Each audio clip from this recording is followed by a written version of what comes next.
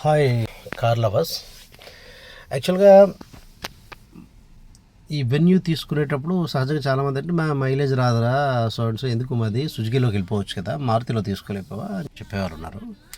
నేనేంటంటే మైలేజ్ కోసం అని చెప్పేసి బండి తీసుకోలేదు, కొద్దిగా కంఫర్ట్ ఉంటుంది అనే ఉద్దేశంతో తీసుకున్నాను. మైలేజ్ కావాలి అనుకుంటే యాక్చువల్గా మారుతిలో సుజుకీలో తీసుకుంటే బెటరు. అందులో త్రీ సిలిండర్ తీసుకునేవాడిని, 4 సిలిండర్ వైపు వెళ్ళాం.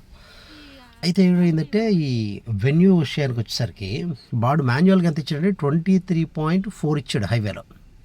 అంటే అలా చెప్తాడు కంపెనీ వాడు, అలా చెప్తాడు అంత ఎందుకు వస్తుంది. మనం ఎక్స్పెక్ట్ చేసింది ఏంటంటే 14-15 వస్తే చాలరా బాబు, అంతగానే ఎక్స్పెక్ట్ చేసిందే లేదు అనుకున్నాను. యాక్చువల్లీ అయిన తర్వాత ఇలా లాంగ్ రన్కి వెళ్ళేటప్పుడు కొడితే ఏమైంది, ఫస్ట్ 22.2 వచ్చింది. ఒక 15-20 కిలోమీటర్స్ వెళ్ళాక అబ్బో బాగానే వచ్చిందిరా అనుకున్నాను. ఇంతలోగా 22.4 వచ్చింది. అబ్బో పెరిగిందిరా అనుకున్నాను. అలా మరికొద్దిగా 5 కిలోమీటర్స్ వెళ్ళేసరికి 23 వచ్చింది. ఆ తర్వాత ఫైనల్గా 23.2 వచ్చింది. అసలు ఎక్స్పెక్ట్ చేయలేదు.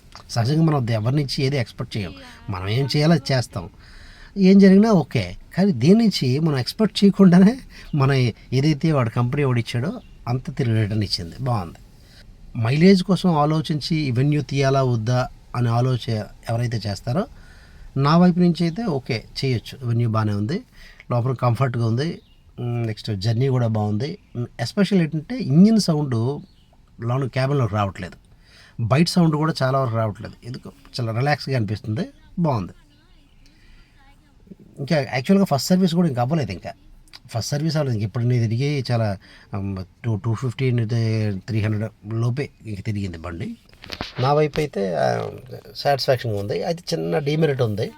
ఎందుకో ఈ నాకు కనిపించిన ఒకే ఒక డిఫెక్ట్ ఏంటంటే, మనం ట్రాఫిక్లో బండి ఆపేటప్పుడు బండి మనం ఆన్లో ఉంచుతాం, బ్రేక్ కొడతాం, ఇంజిన్ ఆటోమేటిక్ షట్ డౌన్ అవుతుంది కదా, ఇంజిన్తో డిస్కనెక్ట్ అవుతాయి. అయితే మధ్యలో ఒక చిన్న జర్క్ ఇస్తుంది బండి. మరి మిగిలిన వాళ్ళకి అలాగిస్తుందో లేదో తెలియదు, అసలు మరి ఫస్ట్ సర్వీస్ ఇచ్చేటప్పుడు షోరూంలో చెప్పాలి. బండి జర్క్ ఇస్తుంది. నేను ఆ జర్క్ గతంలో డ్రైవ్ చేసేటప్పుడు వేరే వాళ్ళు నాకు ఆ ప్రాబ్లం రాలేదు.